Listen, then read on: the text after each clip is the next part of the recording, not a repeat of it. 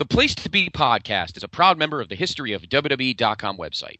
The History of WWE.com features thousands of complete cards and detailed results from throughout wrestling history from legendary promotions across the country and the world, in addition to informative columns and reviews. It's also the official home of the Place to Be podcast and Scott and Justin's pay-per-view reviews. So visit us at thehistoryofwwe.com or on Facebook by searching for History of WWE or the Place to Be podcast.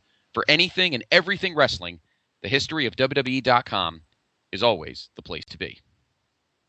Yeah, Frank here, he's got his own billiard room. Yes, it's what do you call it, Kramer? The billiard room? No. The name. The billiard? Not the billiards. It was, come on, come on. We call it the place to be. The place to be, yes, it's the place to be. Then I shall be there. Now, it's time. Live and in living color. The Grandy Man can. Time to play the game! Well, you always left me satisfied and smiling, so... That's what she said. Why do I want this? Yeah. Because I want to make bank, bro. I want to get ass. I want to drive a Range Rover. Ladies and gentlemen, boys and girls, children of all ages, it is now time for the Place to Be podcast. And now your hosts, Justin Rosero and Scott Criscolo.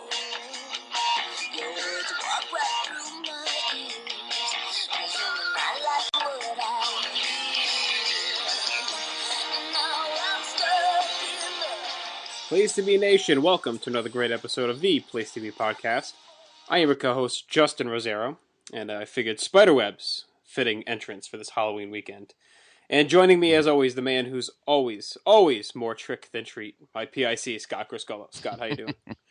Good evening, JR. Welcome, everyone, to number 77, episode 77 of the Place to Be podcast. Not as witty a number. I don't do any tricks.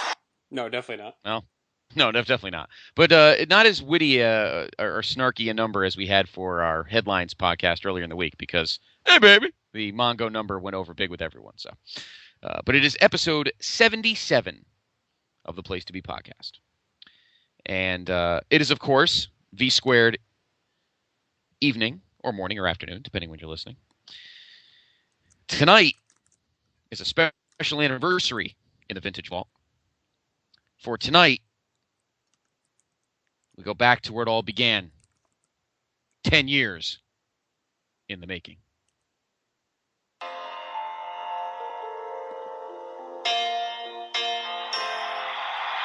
and gentlemen, welcome to the first ever Wrestlemania.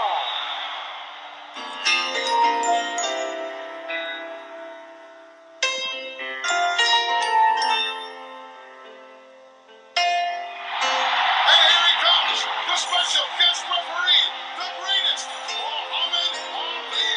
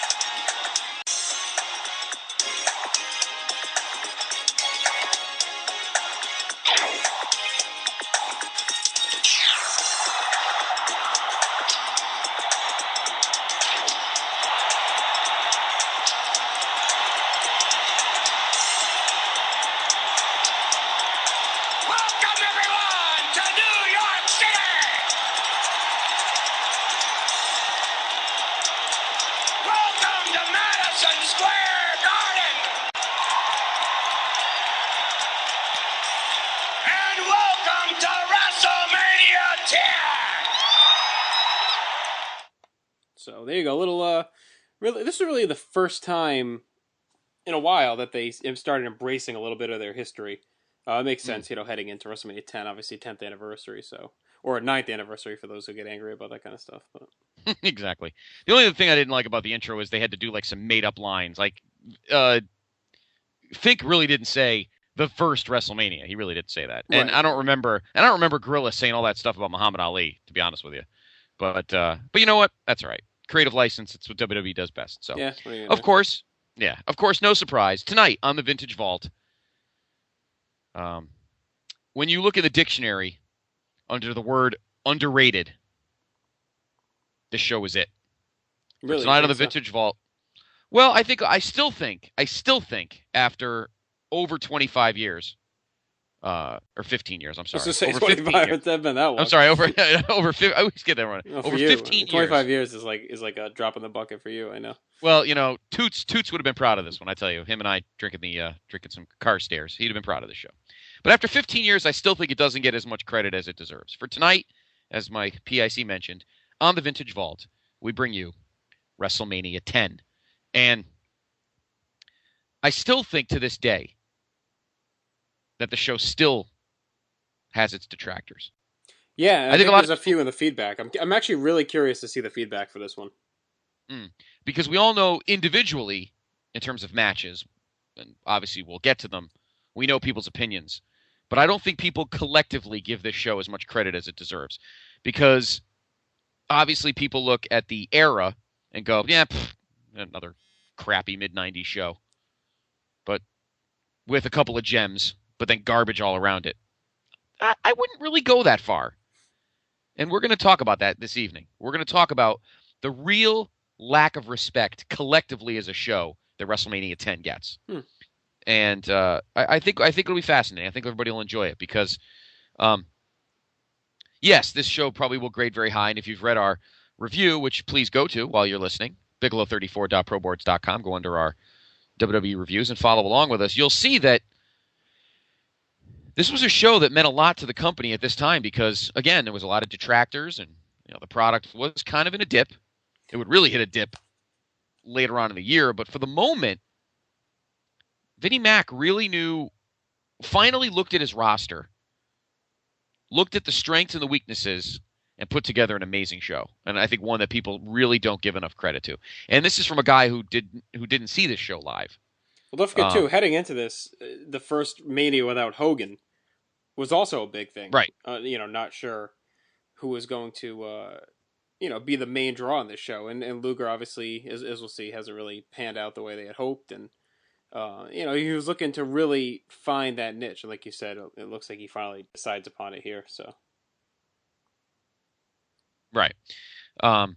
And we'll have a lot of fun with this one tonight, so we hope you enjoy it. And again, I'm also looking forward to feedback from our beloved and very loyal PTB Nation. I know you always have a lot to say, and we're looking forward to. Oh, by the way, because we were scolded for not doing it, a happy birthday goes out.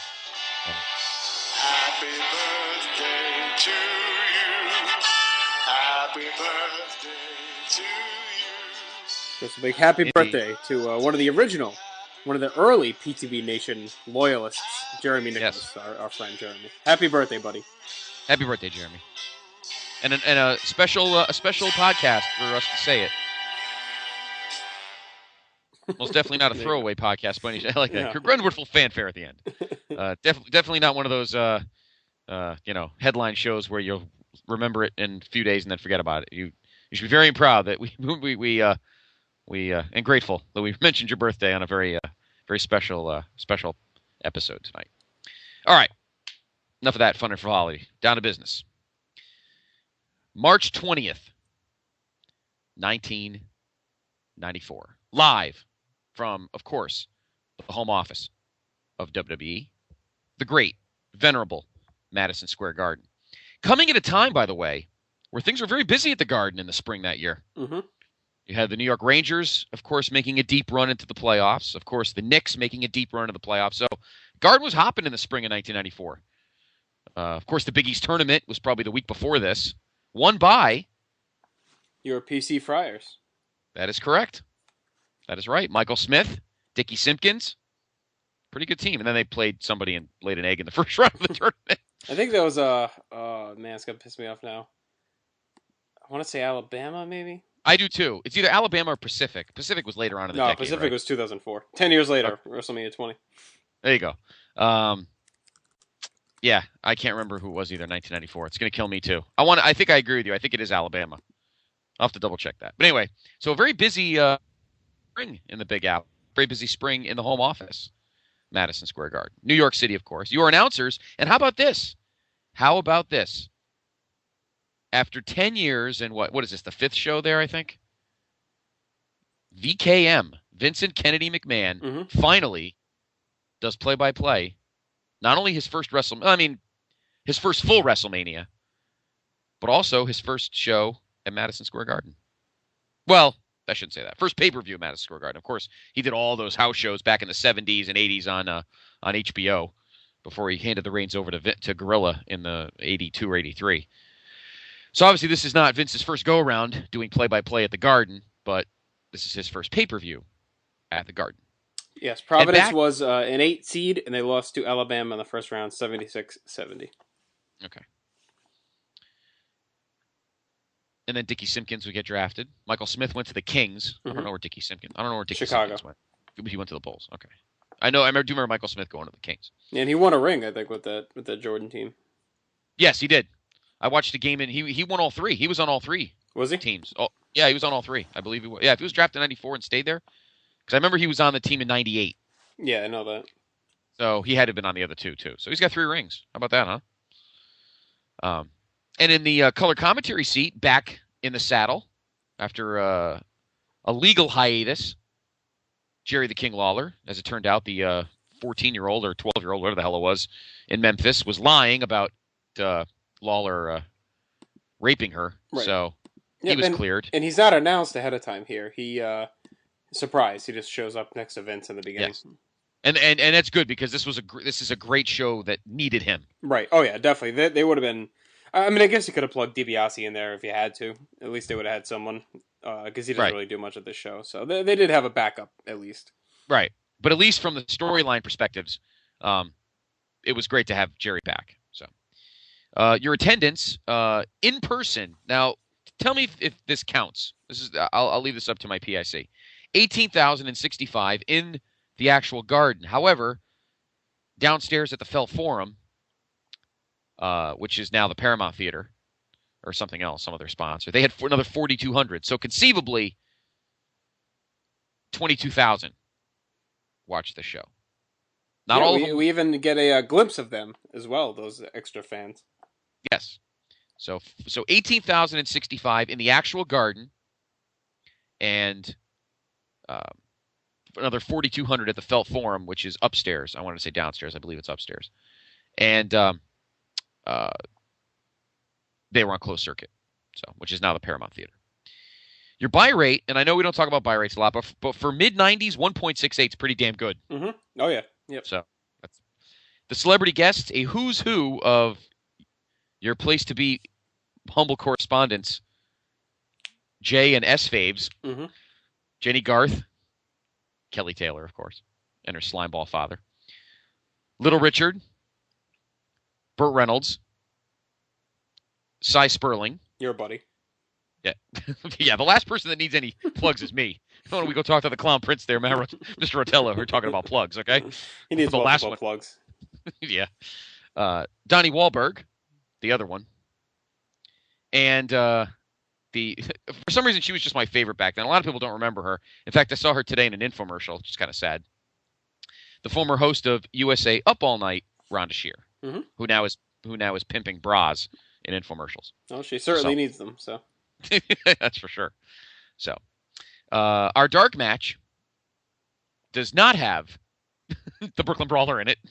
Well, I mean it's WrestleMania. He's only for the other pay-per-views he can win. Yeah, that's true. This dark match pits a rematch. Oh no, these two never met. I'm thinking of the Beverly Brothers. My bad. The Heavenly Bodies defeated the Bushwhackers. Jimmy Del Rey pinned Butch. Thriller. All right. Yeah, exactly. That was when everyone was getting in line to have the $8 beers with the pretzel in the mug. All right. You ready? We jump right out of the gate here. Right out of the gate. Our opener. Red hot feud. Red hot feud. Right off the bat.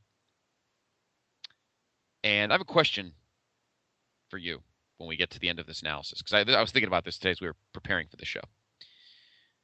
the much anticipated brother versus brother battle. Bret the Hitman Hart, who, of course, later on in the evening would be facing somebody for the World Wrestling Federation Championship. We don't know who. But he had to wrestle a match because, well, we'll explain why later. Anyway, he wrestles in our opener begrudgingly against his brother, the Rocket, Owen Hart. Now, of course, this started all the way back in November. Rocket as he hits his brother, the Hitman, into the steel garter, and then, check this out. 1, 2, 3. The Rocket gets pinned by Shawn Michaels, the only Hart brother eliminated, and he's none too happy about it. Check this out. A verbal and physical assault against his brother. How did he feel about it? Well, just 2 weeks later, our own Vince McMahon caught up with the Rocket, Owen Hart. Bret, there's only one way to solve this thing, with me being the shadow of you, the Hitman. That's right. Why don't you go out and step up to the plate? You and me, face to face, one-on-one. I'm challenging you, Bret, my brother, to a fight one-on-one. I'd like to live up to those words of saying I'm the best there is, the best there was, the best there ever will be, and I take on anybody, but under no circumstances would I ever, absolutely, positively not ever step in the ring with my own brother under any circumstances. You know, I'll be the first one to admit there was a lot of friction between Owen and I. I know that, and I'm not going to deny that. But the fact is, I knew this was tearing up the family, and I knew that Owen and I had to sit down, and we had to resolve this thing, and that's exactly what we've done. You know, maybe I'm never going to find out who was a better wrestler. Actually, I feel a lot better about it. I didn't want to fight my brother Owen. I knew we could channel our energy in a better direction, and that direction is against the Quebecers, and we are going to win the World Wrestling Federation Tag Team titles as a unit. United we stand, divided we fall. Right, Owen? Bret Hart may not have known how true those words would be. Here the brothers are, united, the tag title on the line at the Royal Rumble. But watch this. Owen reaching for the tag. However, the Hitman can't get to him. His knee severely injured during this match with the Quebecers. Unable to make the tag. Now watch this. Bam! Owen kicks Bret when he's down. This, one of the most shocking things I've ever seen in the World Wrestling Federation. How does the Rocket feel about his actions now? Let's go back to comments made last week. I don't know what law it is that says just because you're older than me, that makes you better than me. That doesn't make you better than me, Bret. And you've held me down all my life. And I'm coming at you, Bret, at Wrestlemania 10. And I'm going to beat you, brother. So there you go. A lot of build there. That takes you back and pretty much catches you up on the whole feud. Now, after the Royal Rumble, of course, as we detailed last week, Lex Luger and Bret Hart had co-won that match. So we weren't sure who was going to earn the title shot here at WrestleMania. On Raw, Jack Tunney decreed that they'd have a coin flip. And, he decreed that both men would earn a title shot. So they were going to have a coin flip. The winner of the coin flip would face Yokozuna for the title first. And the loser would face another suitable opponent. And then the loser of the coin flip would get the second title match at the end of the night. So Lex Luger wins the coin flip. And he moves on to face Yokozuna later in the show. And Bret lost, so to make things fair, so he had two matches as well, he got to face Owen Hart. Now, if Luger had lost the coin toss, his opponent would have been Crush. So, interesting concept there. Do you feel, though, that the winner of the coin toss actually won? Like, isn't it harder to win the title, have to win it, and then defend it? Wouldn't you rather have, like, a warm-up match and then get the last title against a worn-down champion already? Absolutely, of course. I mean, we see this 7 years later, at Vengeance 2001 with Chris Jericho. He beats The Rock for one belt and then literally gets to breathe for about 10 seconds and then Stone Cold comes out right after it. So absolutely, even though Luger might be happy that he gets the first crack, Bret got more time to chill. Right. Now, of course, as we find out, this match was not a walk in the park by any stretch of the imagination. But yeah, in answer to your question, I think Luger's the one that ended up getting stiffed because... Yeah, definitely. I mean, I know this match wasn't easy, but in my mind, I'd rather... If Luger won the title and I was going to go defend it right away, wouldn't you just rather have that one shot as opposed to having to win it and then possibly not lose it? Right. And you know that if you lose a coin toss, you were going to wrestle your warm-up first and at least get yourself, hour and 45 minutes to relax? More than that, even, yeah. Yeah, maybe even over 2 hours before you would have to go out again. And your first match, you have nothing to lose. Right. Really. As we see here.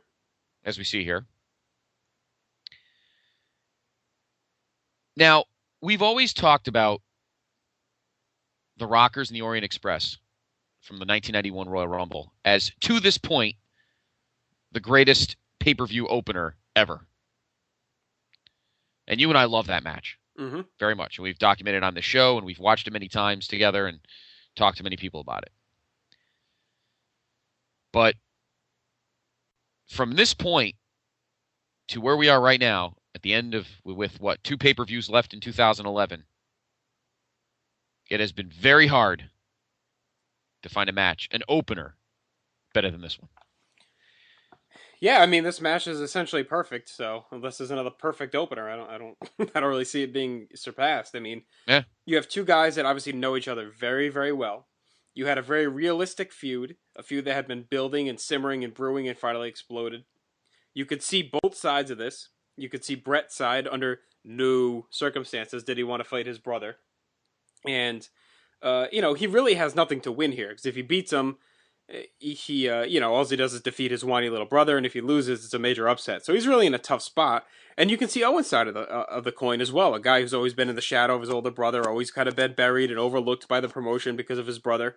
And you can see why he'd be upset and want this match. So, you really can understand both sides of the story. You can get into the story, and 2 guys that could really put together a 5-star match, which is what they do. They go 20 minutes to kick off the show, and they just tear the house down. The crowd is rocking the whole time. Vince and Lawler, very good in this match. Lawler really playing up his support for Owen and ripping Bret, which is good. And Bret makes his brother look like $1 million, and Owen makes his brother look like $1 million back. So a very even match, a lot of good work, a lot of stiff strikes here and there, and kicks and punches. And then, coming down the stretch, obviously everyone assumes Bret Hart's going to win this match, right? I know I was going into it, because he's going to get the title match. You figure there's no way he's going to lose to Owen in this, because Owen, despite the great build of this, had never really been, and he had been billed as a great wrestler, but never had really won much. But as we see in the closing minute here, the little brother that would shock the world. Yes, but downstairs to the midsection. The Rocket now reversing and hits into the platform. Here comes the Rocket. Ooh!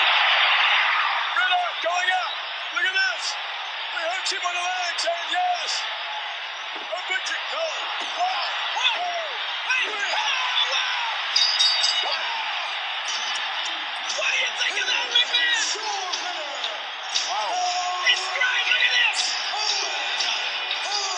What about it now? The world is in shock, Vince McMahon. The world is in shock right now. I'm in shock. Give him his due. Sing his praises. Look at that. Owen Hart unquestionably stepped out of the shadow of his brother Bret. I love it too. After he's done getting his hand raised and celebrating, he just goes over and sticks a finger at Bret's face and yells at him, and then walks away. But of course, he'd go to the back and cut a very passionate promo. With, of course, once again though, just like the Rumble, where one little thing kind of mars it, he has got a big thing of spit on the side of his mouth, which is pretty funny. But yes, as we'll get into later, because I want to save it for later. But this was very, very smart booking by the WWF. Absolutely. I don't think they worried about the match per se, because I think they knew the 2 of them were going to go right. I'm talking balls to result. the wall. I'm talking result. Very right. Smart booking of the result. No, that's what I'm saying. They didn't have to worry about having to book the match itself. They were able to focus on the residual effects of it. And the fact that they had so much time to be able to do it makes the whole package even better. And it also puts doubt into the rest of the show. Regardless whether it's Luger or Yoko, he faces at the end of the night is his head in the game. Right. Baby brother just not clean. That made it even better. If Owen had to cheat, then it takes everything. It just takes the starch out of it. No, that's the best part. He beat him clean. No shenanigans, no anything, no. Not even like a foreign object earlier in the match that may have affected things or cost Bret. It is clean 100% the whole way through. Yep, and that's what makes it even better. And of course, they battle over the sharpshooter, and I know one of them kicks out of it. Do you remember which one it is? Is it Owen or Bret? I think Owen gets it and Bret breaks it, and they say only Bret would really know how to break it because he created it. Yeah, I think it is too. I can't see winning the match is one thing, but kicking out of Brett's finisher, I don't think that. I don't think they went that far. I don't know if anyone. I think Brett would have let Owen do it. Probably, but I don't think in this case it was definitely Brett kicked out of Owens. So. P.S. Your cunt is in the sink. Yeah, he wishes he would be in a match this good. Why don't you put your ball bearings back in the skateboard to steal the 16 fucking jokes that were on Monday Night on Raw? Anyway, no, Marty. We don't want to focus on Marty tonight. He's. I don't know. Were they still in WCW at this time? Where the hell was he? No, yeah, probably Japan by this point. Yeah, sure. Now, of course, if you have through, of course, our wonderful man, the newly married Broham, Graham Cawthon, and his awesome history, WWE.com. Taking a look at the site, obviously, if you have the tape, I have the legacy copy on VHS. But, of course, if you have the anthology DVD set, you have the full show. This match is on 2 DVDs. It's on Bret Hart's DVD. It's not on the Heart and Soul Family one. I was trying to think if it was on both. It's not. It's just on Bret's DVD, and it's on the Greatest Superstars of the 90s DVD. So, for those that don't have the actual full show. So, there's really not much more you could say here. It is the perfect match.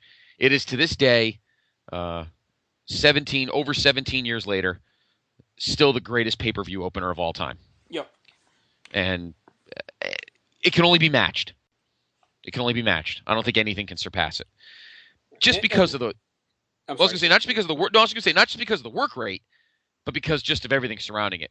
The build.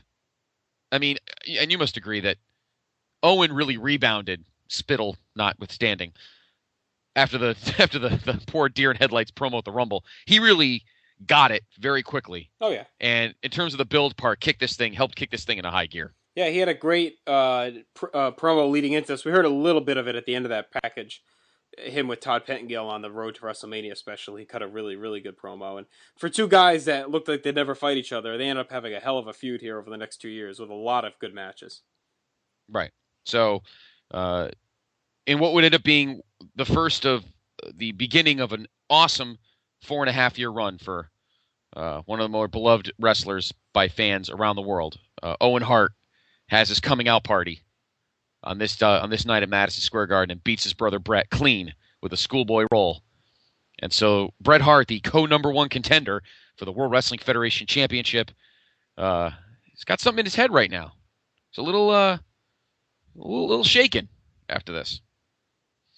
Now, next up, we go from... I'm not booked. Well, maybe you should have been booked for this match. It might have helped it. After the unbelievably awesome opener, we have this. And I know, look, I'm not digging on your boy, B Cubed here, buddy, but this is just unpleasant to watch.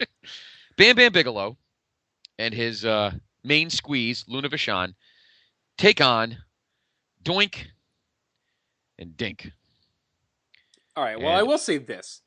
Yes, obviously the match itself, is not going to be anything to write home about, but after that heated 20-minute war that we just saw, I'm fine with a cool-down match here, because you kind of needed to spell the crowd a little bit, and like it or not, Doink was over enough with the younger fans and the crowd. He could get the point across, and this only goes 6 minutes.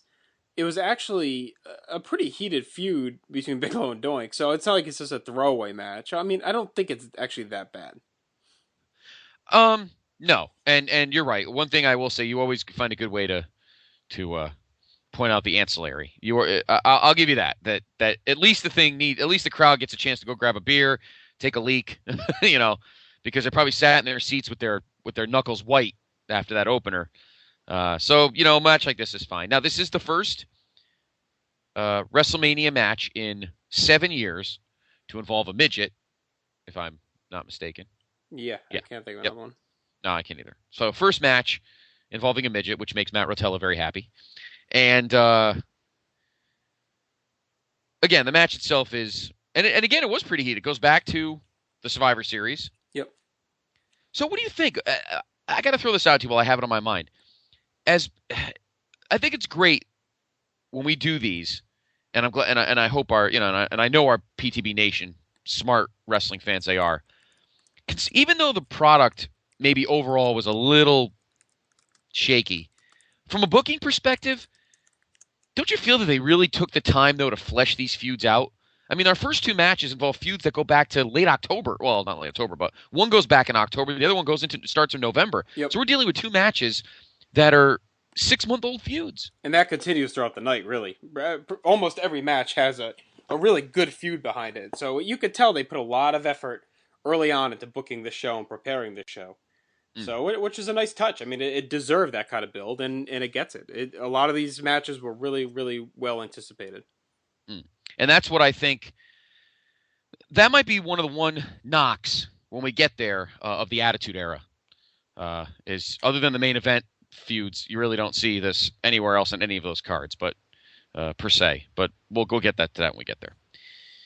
So again, this match is 6 minutes of comedy, parlor tricks and not Dennis Stamp parlor tricks with a trampoline or anything, but maybe just as entertaining.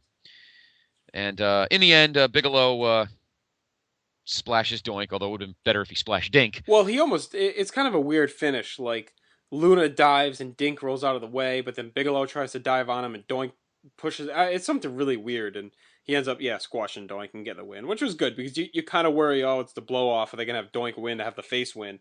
But they had enough faces winning on this show. They didn't really need another one. So it's good that they obviously wanted to reestablish Bigelow as a legit heel threat and end this feud. So, and Doink obviously is expendable. So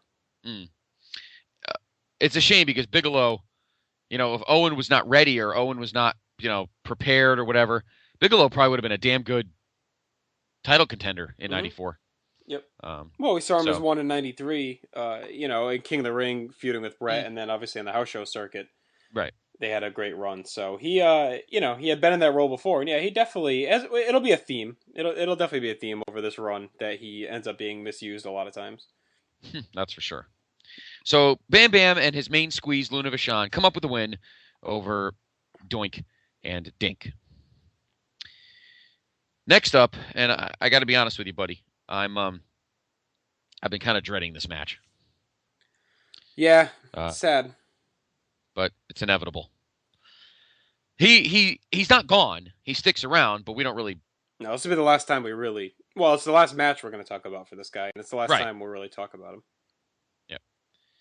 Up next, the very first pay-per-view, probably the first ever in any capacity, I guess. Falls Count Anywhere match. Crush versus probably, let's be honest, man, a WrestleMania landmark. Yes. Well, to this point, because obviously, it's almost like a passing of the torch show because Shawn Michaels kind of usurps that title later in the show. But to this point, I think Savage has been Mr. WrestleMania when it comes to in-ring, performance. Obviously, he had a couple stinkers, but 3, 4, 5, 7, 8. Those are all memorable, great feuds and matches, and he's got a couple decent ones like this one, and the mixed tag was fun, and then really the only stinker was at WrestleMania 2. But yeah, let's be honest. WrestleMania 2 is probably the only one of his WrestleMania matches that has no redeeming quality. Right. 6 was not meant for the work rate. 6 was meant for you and I to be highly entertained by Jesse's redonkulous commentary. Yeah, and then the match here. Caps off a really, really good feud. So, and the other ones were all stellar matches. And so, I definitely agree with that he really was the first Mr. WrestleMania. And I'm glad they let him wrestle on this show, I know they probably didn't realize he was leaving at the time, but I'm glad that they let him get one last Mania match here after not wrestling the year before. Right. And obviously, just like Providence, one of MSG's favorite sons. Yes. Also the Macho Man.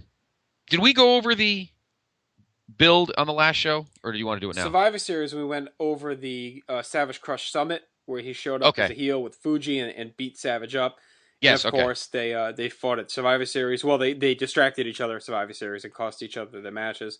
The Rumble Crush, I believe, eliminated Savage. So, heading into this, they had a lot going on. Now, Savage actually received a world title match on Raw. And let me see, I had it here, so let me get the actual date. I think it's on his DVD. I think so, too. It was actually a pretty good match. Pretty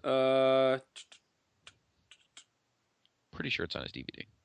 In any event, while he's looking at that, we will give you the Macho Man's final pay-per-view record. Well, you know what? Usually I ask my PIC, so I already saw it, so you can go ahead. Oh, you did? Okay. Yeah. 25 pay-per-view matches in his awesome WWE career. And because he was good at winning and good at putting guys over, his final record is a nice, clean, symmetrical 13-12. Not counting the 5 Rumbles he lost, 13-7. And that's probably the one thing that's incomplete. Yeah. On Randy Savage's resume, he never got to win a Rumble. But unfortunately, either he was not in the title feud, or in 89, he was already champion. Not that winning the Rumble meant anything, but I would like to have seen him win that Rumble in 89. I think that would have helped kind of push the feud. But his totals, well... I'm sorry, it's on the 228 Raw. Defeats Yoka by DQ at the 13-minute mark when Crush ran out and broke a cover after Savage had knocked Cornette off the apron and hit a flying elbow onto Yokozuna. So he actually had him pinned, and Crush came in and cost him the match. Wow, and it 13 minutes, huh? Yep, and it is on the DVD, you're correct. So okay. So there you go. That was kind of the last straw for this feud that Crush cost him the world title. Wow, 13 minutes. Impressed. Nicely done. And you would have thought, this is where I get a little upset.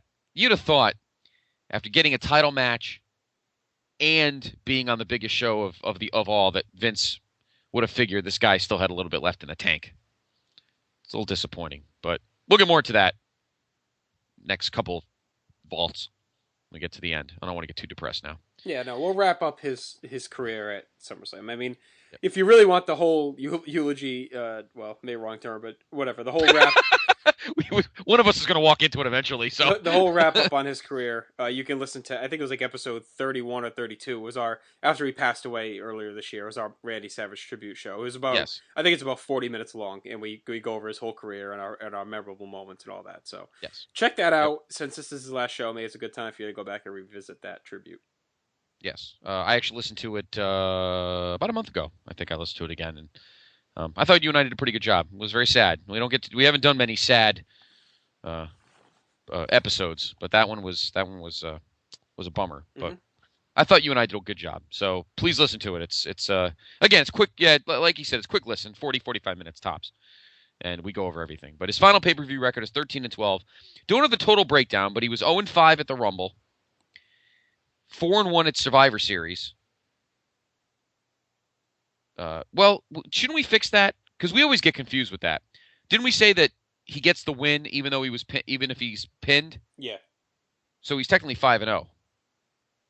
Because his team won all 5 times, but he only survived in 4 of them. Yeah, that should have counted. As long as so 5-0. So the team wins, we should count it. Yeah. So his record is actually 14-11, and his WrestleMania record is, let's see, 1-2, lost at 3.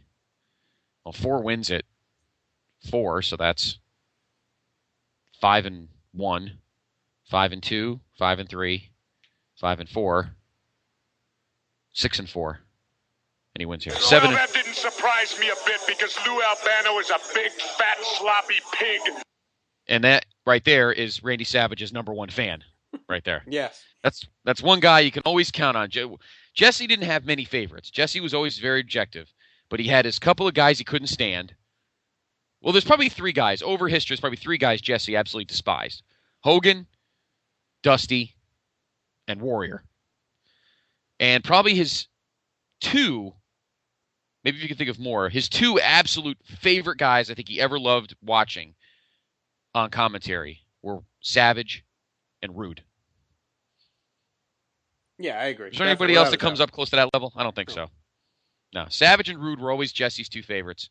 And Hogan, Warrior, and Dusty were always his 3 most despised. So, again, we talked about a lot of it in 1993, but again, another case where another piece of our childhood goes away. Yeah, and, I mean, I remember really liking this feud and match at the time, but obviously not realizing, how his time was numbered. Right.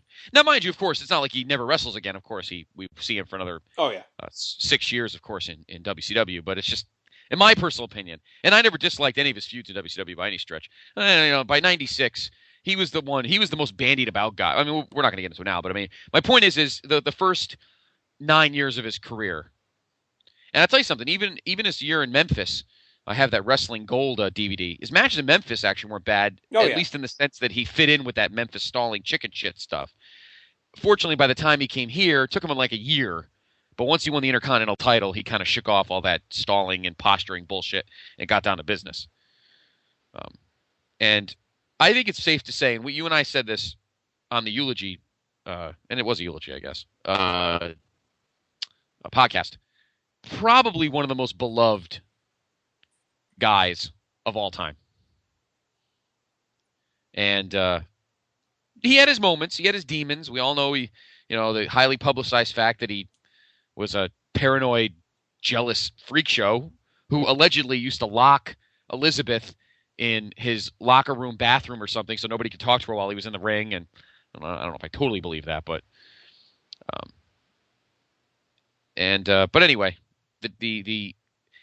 he's here for another 4 months, but this is the last in WWF ring victory and match for the Macho Man Randy Savage. Does he wrestle on like Raw after this? He keeps wrestling, right? This isn't like the last match. House shows, and he has that match with Bret Hart in Japan, I believe, is after this. So, but this is his last pay-per-view match, and his final record is 14-11.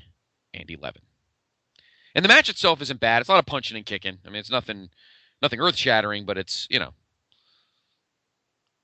two guys that end up actually becoming very good friends out of the ring.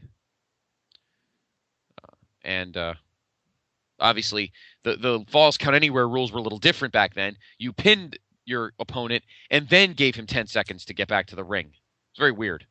So he pinned Crush, and then he hog-tied him to some, I don't know what the hell it was, like a paint scaffold or something. I don't even know what that thing was. And Crush couldn't come loose. 10 count. The pop was off the charts. So that is it. The final pay-per-view match for one of the greatest of all time, the Macho Man Randy Savage. And a good brawl. Like I said, I really enjoyed it. And I like you said, they had the unique rules where he pins him and hog ties him. And they actually had a couple falls early in the match as well, where the guy got up and beat the count, which I thought was kind of a nice touch. So it was, not the best match of his career to go out on, but it was definitely good. And it was a good feud he had, and a lot of emotion, as always, for a Savage feud. And I like how after the match they go to other stuff and they cut back to him, and he's out in the Paramount Theater there celebrating with the fans going crazy. So that was a nice little touch as well. And I guess looking back at it, it does have a feel about it that it was kind of his last hurrah, the way they kind of book it. So right. Yeah. So, I mean, I guess you could tell looking back, but yeah. So, what has been a very emotional and very enjoyable show so far. We've seen a great 5-star match. We've seen a typical powder of a gimmicky match, and we see an emotional, although not known at the time, farewell match for one of the most beloved and greatest of all time. Up next is the first of 2 straight matches that involve huge J-faves of my PIC. The World Wrestling Federation Women's Championship up for grabs for the first time since since WrestleMania 2. On pay-per-view? On pay-per-view. Yeah. Yeah. For the first time since that ridiculous... Rumble 88. I was just thinking of that. Or 89. 89. Yeah. First women's match at WrestleMania. Yeah. But first women's match on pay-per-view since that hideous debacle between Judy Martin and Rockin' Robin at the 89 Royal Rumble. Excuse me. And it involves a brand new player on the scene. Why don't you let us know who that is? Lundra Blaze. Lundra Blaze, portrayed, of course, by Deborah Ann Maselli, the former Medusa Maselli, began her career in the AWA, managing Kurt Hennig and eventually winning the AWA Women's title. She then moved to WCW, where she resumed her managerial role, being manager of Ravishing Rick Rude, and then part of the Dangerous Alliance before feuding with Paulie Dangerously. She was a big part of that really hot run in 92 and 93 in WCW. Yes. So then she came here as they were looking to restart the women's division. They brought back the women's title, dusted it off out of the mothballs, and They had a fictional, good old Rio de Janeiro style tournament where we only saw the finals on Superstars, which defeated Heidi Lee Morgan, and that was on. Do we have the day here? December 13th, 93. It was actually All American. She won the title, so she's been around since late '93, and she's now the champion. And she was originally supposed to face Heidi Lee Morgan here, I believe, and then they changed it to the returning fossil Leilani Kai, making her first appearance in a long time, and looking quite haggard, I must say. Yeah, definitely hanging out with Donna.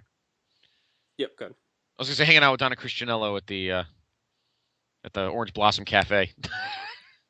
And then, oh, wow, I got to wrestle. So pulled out the old bathing suit for this one. Well, it's funny because her and Howard Finkel are actually, I believe, the only two people to appear on camera at both the first and this WrestleMania. Yes.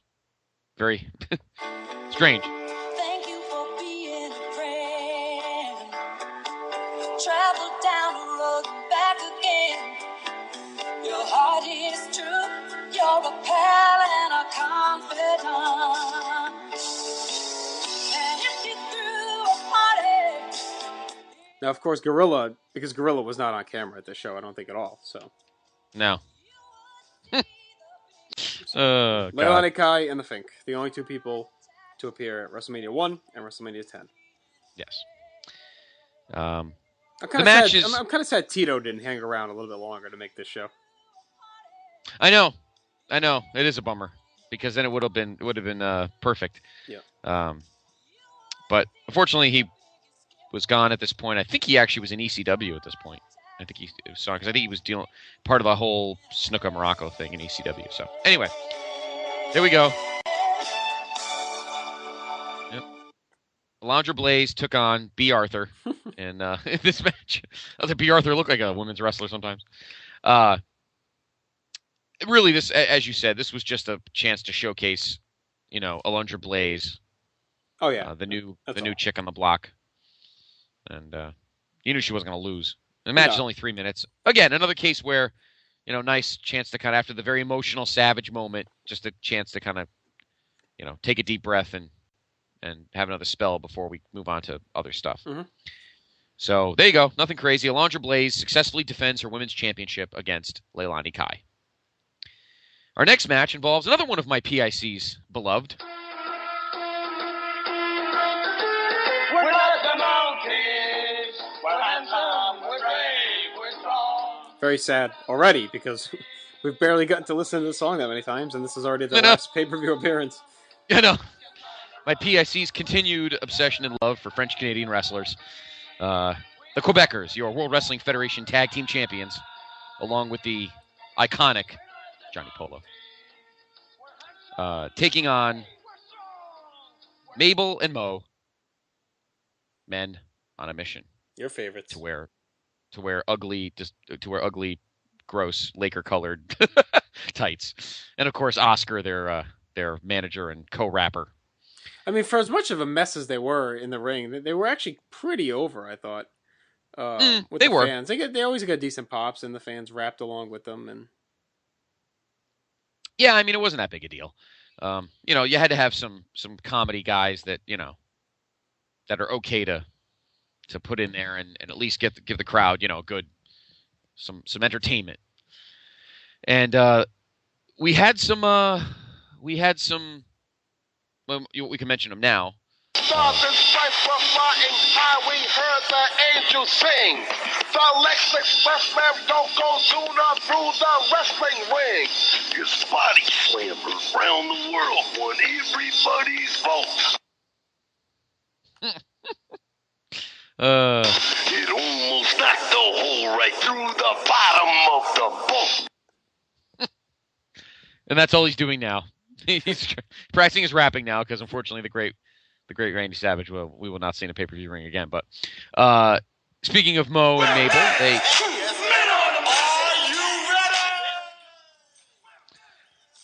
Did Simon Cowell produce this one too? No, sadly. I think Oscar produced it. Oh, lovely. Don't give him too many royalties. By the way, this is a great promo picture that they have on YouTube with this song.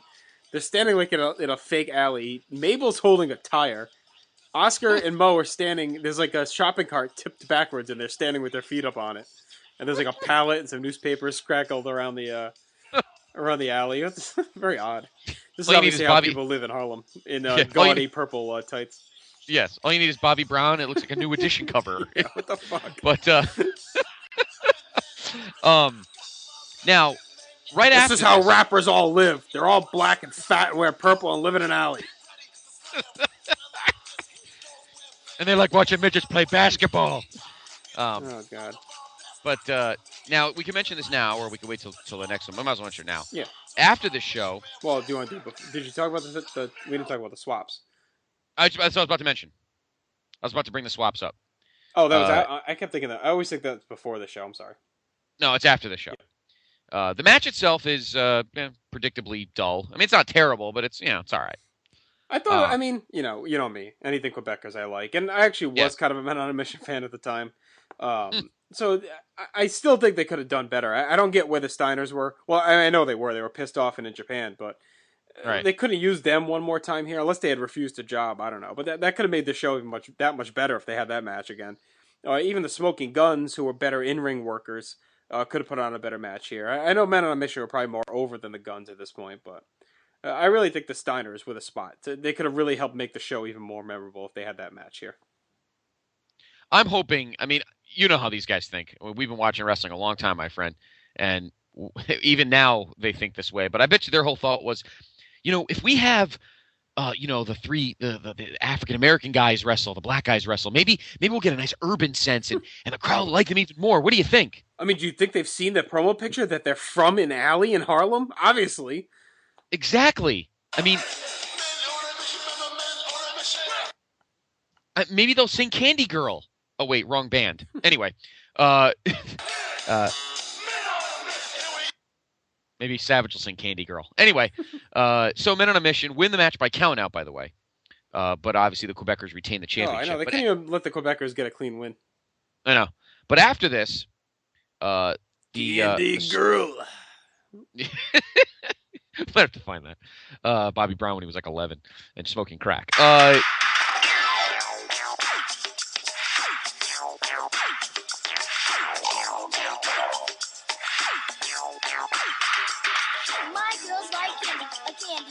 She knocked him right through the bottom of the boat. She knocks me high up off my feet.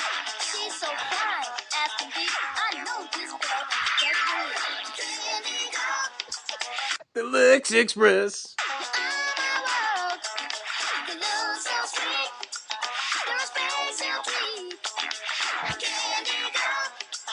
I think they ate too much fucking candy, girl. I can't believe you actually found it.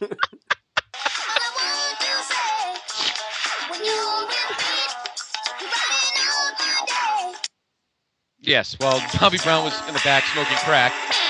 They ate the rest of the band. It's amazing, though, how that band suddenly broke off and became, like, unbelievable superstars anyway. Yeah, and then he became a wife beater. That's even better. Yeah, yeah. And then he turned Pop's pretty girl into a crack addict. But anyway, all right, we move on. So anyway, the Men on a Mission and the Quebecers would actually bandy the belts around across the pond. Mm-hmm. On March 29th at some arena, I think it was in Birmingham, or Birmingham or London, Men on a Mission would end up winning the tag team titles. But then 2 nights later in Sheffield, the Quebecers would win the titles back. Yeah, just the usual thing to pop the foreign crowd, let them get a little taste of a title change. Now, according to Internet legend, the title switch was an accident. Men on a Mission were not supposed to win the titles, but because Mabel fell on Pierre, and Pierre obviously couldn't kick out. Yeah, I never really bought into that. I think it seems more likely to me that they just wanted to pop a reaction and give the feeling that anything could happen at these European shows and, try and draw crowds in. And you know what else I think is amazing about that? Is that we're talking about these title changes while this song is still playing in the background. Oh, God. Thank you, Men on a Mission, for some more unintentional comedy. And you know what's going to happen? I'm sure PTB Nation's either A, wondering what the hell this song is, or B, we're going to have to find another spot for it on weekly podcast. So, anyway. Or C, Jason Greenhouse is going to do a great Scott, Men on a Mission, Bobby Brown. Oh, lovely. Thank you. Scott in the purple tights would be fantastic. Yeah. And with my...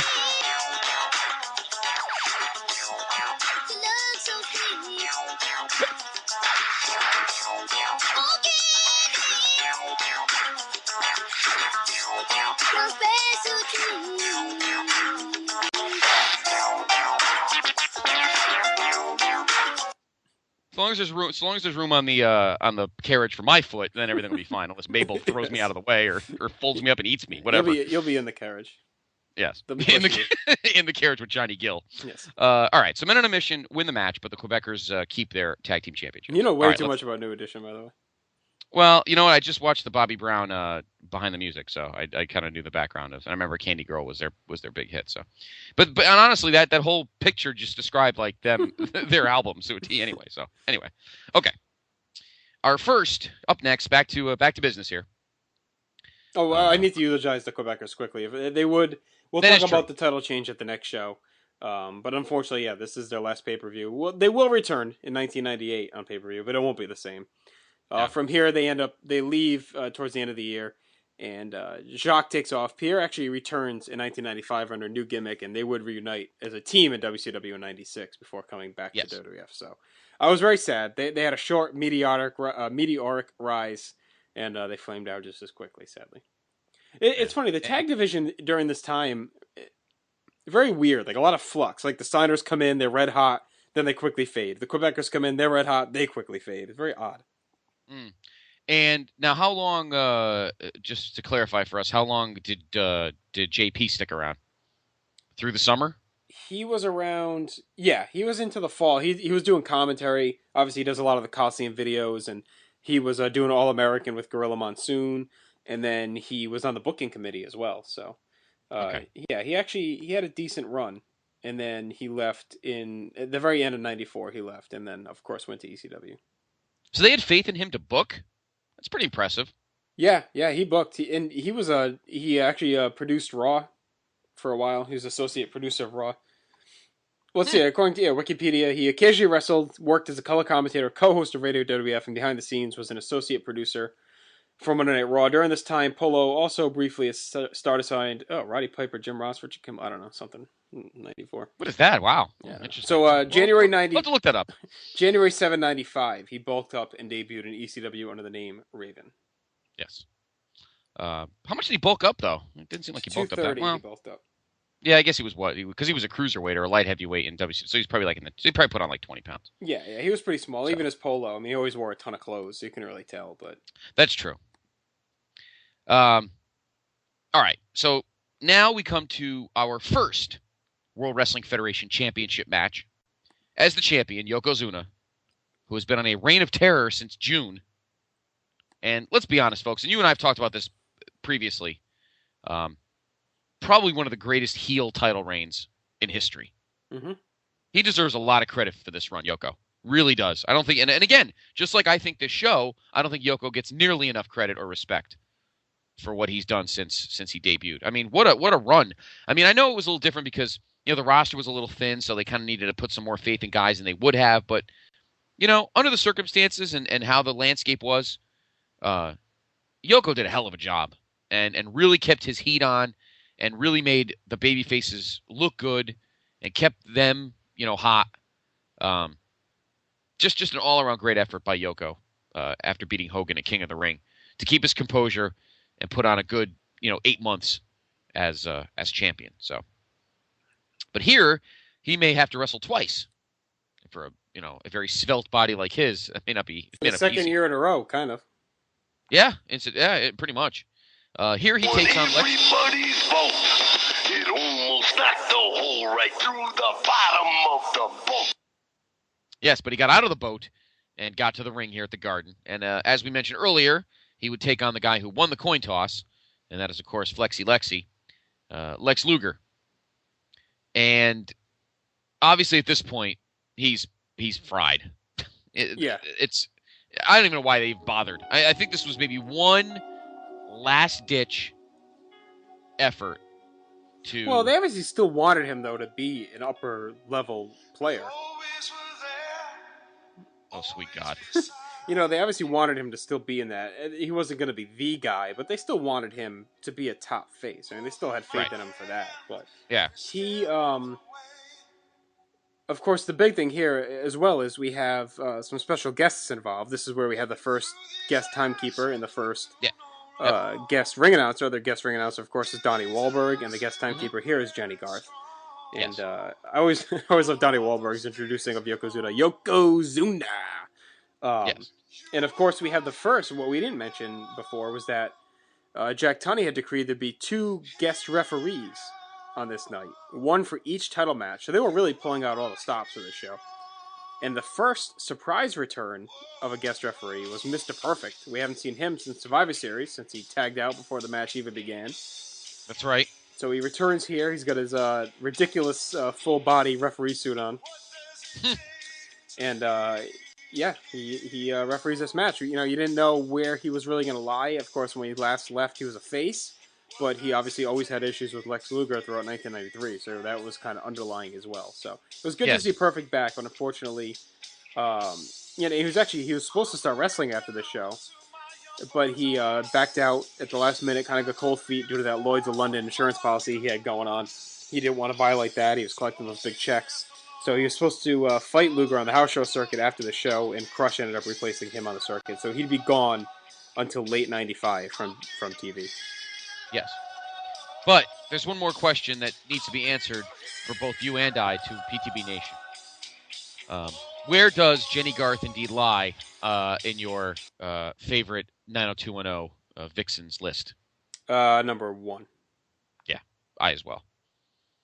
However, I always did. I know people laugh at me at this for some reason, but I always did kind of have a thing for Tori Spelling.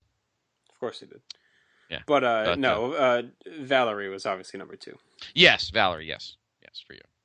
Although I always forget her name, but that girl from the wrong side of the tracks that Brandon Valentine? was with. Yeah, Emily Valentine. That's right. Emily, who set the school on fire or whatever it was. Yeah. She returns from San Francisco and gets involved there, and he's with her the night that Kelly burns on the fire. All right, we'll have to do a whole show.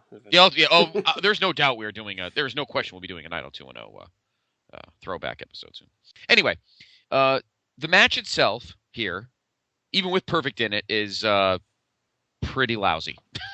Yeah, it's definitely not up to their SummerSlam match at all. No, not at all. You could tell Luger mentally seemed checked out. And of course, there is the urban legend, which another one I'm not really sure is true, that Lex got drunk the night before the show or whatever, a couple days before the show, and told the New York Times reporter that, or Daily News, one of those rags, that he was going to win the title. So once it leaked and they printed it in the paper, Vince ended up changing it. And Luger was supposed to win here and then lose to Brett later in the night, but he ended up switching it and keeping the belt on Yoko. I don't know if that was true or not, because obviously they had the whole headache thing going on. And what we mean by that is Mr. Perfect starts going a little bit rogue at the end of the match. Fuji and Cornette get up on the apron, and Luger knocks them down, and they're laying on the apron. And then he goes to cover Yoko, but Perfect, instead of counting, goes and tries to help Cornette and Fuji get off the apron, trying to clear them out of the ring. And then Luger just kind of nudges Perfect, and he calls for the bell and DQs Luger, and the crowd goes into a loud bullshit chant, giving him pretty good heel heat, and that's, of course, why they were going to feud on the house show circuit. So, but leading up to that, the 14 minutes before that are really, really rough, and most of it is a nerve hold from Yokozuna. So, and you could tell maybe they were trying to keep him a little bit fresh because he had to wrestle again later in the evening. But this match definitely was not good. No, it's pretty horrible, and at this point, I think in a lot of our opinions, Luger pretty much checked out as any kind of a major player. I think Vince is just fed up with him and his nonsense. No, like I said, I think they still had plans for him as a upper card face, but as any kind of torchbearer for the promotion, he's done. No, he's done. So Yokozuna keeps the World Wrestling Federation title. So our main event, our final match of the night is set. Yokozuna will take on Bret the Hitman Hart in a rematch of WrestleMania 9. So for the first time, and obviously we'll get more into it in a little bit, for the first time in World Wrestling Federation history, we have the same main event in back-to-back WrestleManias. Right now, it's the second time, though, we've had a rematch, right, because of the Hogan-Andre. I guess if you technically count that as a title match. Right, exactly. Second time we've had a rematch, but the first time that technically both matches end the show, technically. Right. I guess so. But after the tension of that and all of the fun and frivolity we've had so far on this show, we are going to take a timeout and catch our breath and maybe pull out your new edition albums and see if Mo and Mabel are standing behind those fences too. And I don't know, what have we done in this first half of this podcast? I think we've done an excellent job of analyzing, but we've brought up New Edition and Emily Valentine, and we're like pop culture frenzy, folks. But we'll take a breather, and then we'll continue on. We have obviously 2 more title matches, including another history maker. But we will first take a moment to hear from our good friends at WrestleChat.net. And that is because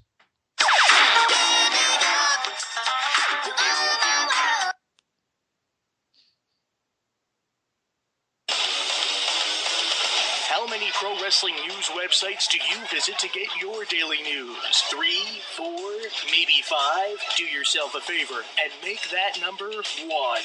WrestleChat.net, the only professional wrestling news site that brings you all wrestling news all day long, and is home of the critically acclaimed Still Real to Us podcast, starring former CZW, ROH, and ECW announcer Eric Gargiulo and the champ Jeff Beck.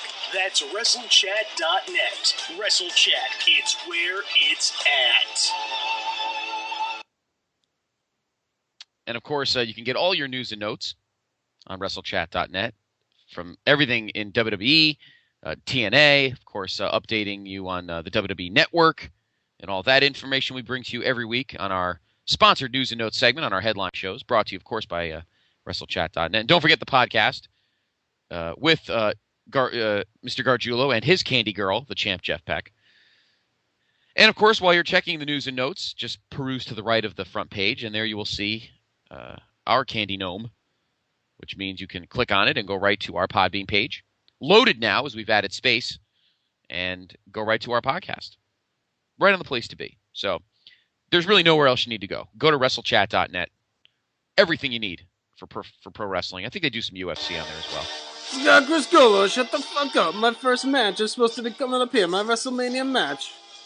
There he is. Argentinia's candy girl, El Gigante. So I heard that you had a date with Leilani Kai. Did you have a date with Leilani Kai? It didn't go very well. Judy Martin tagged along and fucked it up. She cop blocked me. So, the rumor was it was supposed to be you. Okay, it was supposed to be you. Me and Earthquake. But it was supposed to be you and Earthquake taking on Judy Martin, Leilani Kai, and Bobby Brown. and Ludwig Borga in a crack pipe on a pole match, but Donna Christianello cock-blocked that one for you. Sorry. That stupid bitch, Donna Christianello. Yeah. Thank you, El Gigante. Thank you very much. El Gigante, the Argentinian candy girl. Okay, goodbye. Goodbye. Joining us on the Place to Be podcast. All right. El Gigante does mention one half of the participants in our next match. Kind of a throwaway here. And I'm assuming, and I think we talk about this in our comments, that this match was probably supposed to be longer. But I just jump. I stay fit. I watch what I eat. Yes. Well, Earthquake doesn't, but that's why we love him. The Earthquake taking on Adam Bomb, one of my personal favorites from that era. Speaking of, I think I didn't even realize this as I looked at the fun fact. We do realize who Earthquake was supposed to face in this match, my friend. Well, why do you think I played the clip? That is, of course. That's right. Earthquake was supposed to face Ludwig Borga, who had been off TV since January, but El Gigante took him out in the streets of Helsinki as the border war between Sweden and Argentina continues. Finland, I'm sorry. Finland and Argentina. Fucking geography right, you dumb motherfucker. Sorry, wrong state of blonde progressives and where prostitution's legal. No wonder Gigante wanted to invade it. In any event. Yeah, so Borga was supposed to fight Earthquake, and of course, Earthquake returned over the winter here. Mm-hmm. He had been gone since last January. Took a year off. Yep. Comes back without really much fanfare, but he was supposed to fight Borga here, which, of course, again, a match I was really looking forward to, as always. But my hopes, like at Royal Rumble, were dashed once again. And Ludwig's ankle injury was still bothering him, so he's pulled at the last minute. I think it was like a week before, 2 weeks before, they add Adam Bomb into this match, and of course that makes it a lot worse. And before the match, we get a little bit of shoving and a little bit of arguing between the Fink, who had been announcing most of the show, of course, with his new toupee on from Cy Sperling. That was the whole reason he was on. And Harvey comes out to introduce Adam Bomb, and they get into a little shoving match, and Harvey rips Fink's tuxedo, and Fink shoves him down. And, of course, that feud would rage on. That feud had actually been going on TV for a while between those two. So Adam Bomb comes out to help his manager, and he grabs Fink, and then Quake comes out. They quickly start fighting, and then Quake just squashes him in 30 seconds. So quite the precipitous fall for Adam Bomb here, but in a good win for Quake on his return. So yes, and so they would have this, and they were obviously, and we'll see why again in a minute. They were really pressed for time at this point in the show, running quite long. So this match, these two would actually have another match on Raw a couple weeks later on 4-4 to make up for this. So okay, so Earthquake, his first win at WrestleMania since 6, I guess. Well, no, 7 he won. Yep. 8. 7. That's right. Yeah. Well, okay. So WrestleMania 8. I wasn't sure. I forgot. He's actually undefeated at WrestleMania at this point. Yeah, there he is. So, Earthquake gets the win and had a much easier night than he probably originally planned. All right. Up next.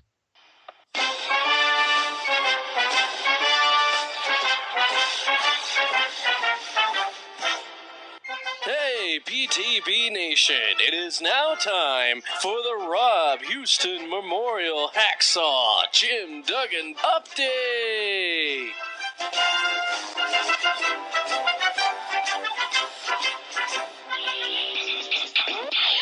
I got my 2x4.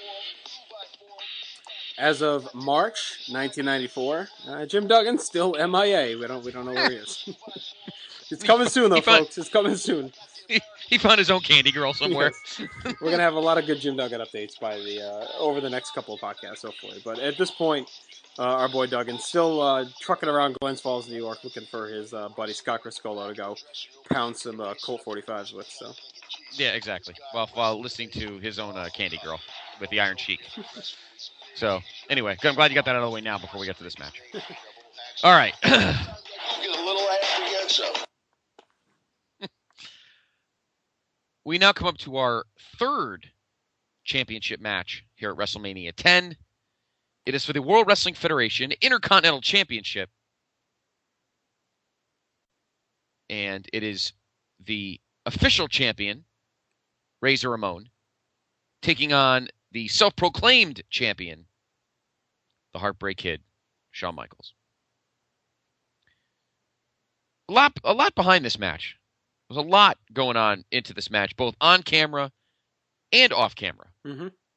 Why don't you fill the nation in on what was going on here, on and off the scenes? Well, of course, we had the 2 IC titles. We had Razor Ramon's real one and Shawn Michaels' fake one, as we detailed at the Royal Rumble. Shawn was back.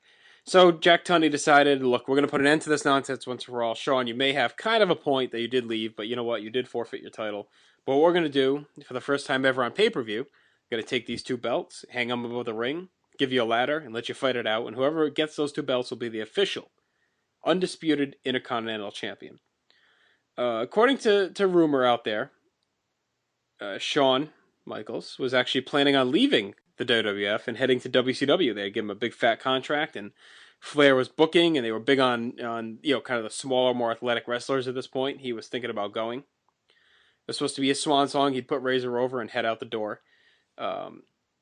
Shawn kind of backtracked, changed his mind, and decided, you know what, let me stay where I grew up. And it ended up being a good move for him because Hulk Hogan would sign with WCW a couple months later, and obviously would not have been good for Shawn Michaels, I don't think. So no, not at all. He decides to stay with WWF, and they said, you can take 5 months off over the summer, 4 or 5 months off, recharge your batteries, and you can stay on TV as a manager for Diesel and be his running buddy for a while. And they ended up having him host his own little talk segment, the Heartbreak Hotel.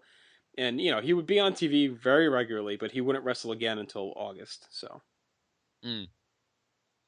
Yes. So this, with all that background and everything we've documented, over the last 7-8 months involving Shawn's, crap going on backstage and his, even though, and we talked about it with the last 4 or 5 vaults, he would continue to hold the Intercontinental title, but the matches themselves would be just dreadfully flat at times. He was like a rookie, like whatever, basketball player, just kind of waiting for him to finally break out and hoping he would at some point. Yep. And right here, and I think it's safe to say this, at this point right here, the new Mr. WrestleMania was born on this night at Madison Square Garden. And what's funny about this is, over time, even though this might be one of the greatest matches of all time, Madison Square Garden would not be one of Shawn Michaels' best places for the next 8 years or whatever. It would be coming back here 8 years later that would change things. But anyway, this match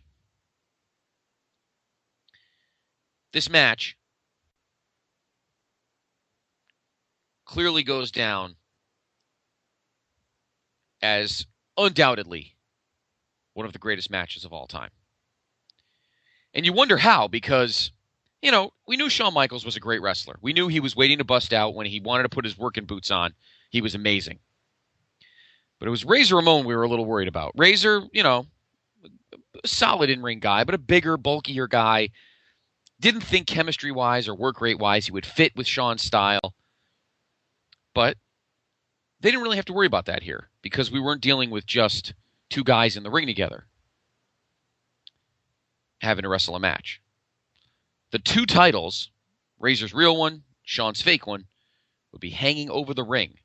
And for the first time in pay-per-view history, we had our first actual ladder match.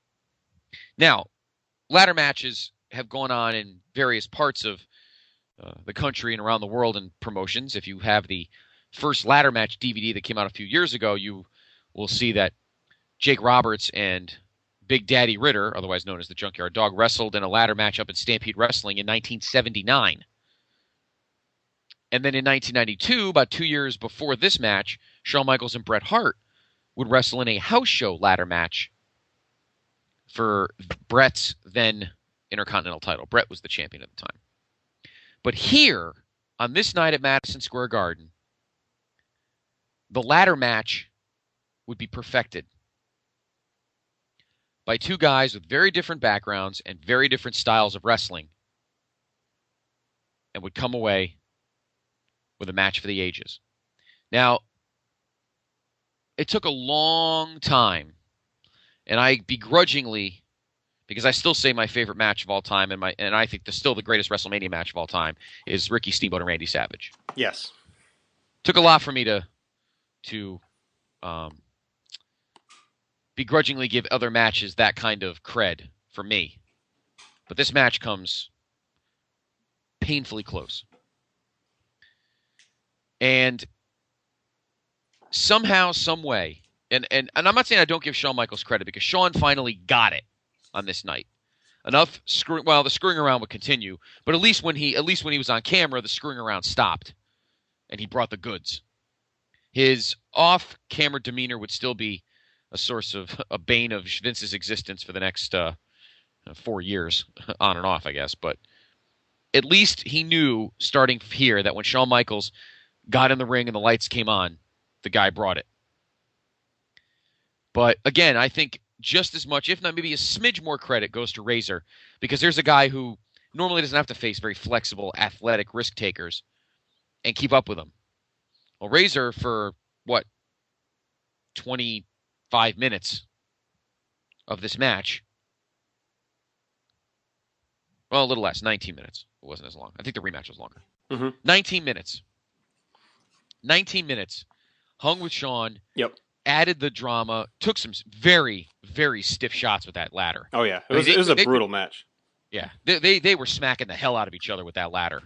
I like, too, how they had Diesel involved to help put over, his role, but they don't let it mar the match. They kick him out early. They let him get his lick in, make him a presence, and then take him out. So I like that. I like how they didn't let him kind of, take over things. And one quick thing I want to talk about in the build, I mentioned it briefly at our last show, the great segment where Shawn dropped Razor on the floor with a couple Razor's edges. I thought that was really cool. Yes, I remember that. Yeah, exactly. And there's a couple of moves where Razor goes for the Razor's edge, and Shawn backdrops him onto the garden floor, which, by the way, was paddedless. So he literally went down on the concrete. Yep. And there's just a couple of moments where, like, Shawn hits Razor in the face with the ladder. I mean, he smacks him hard.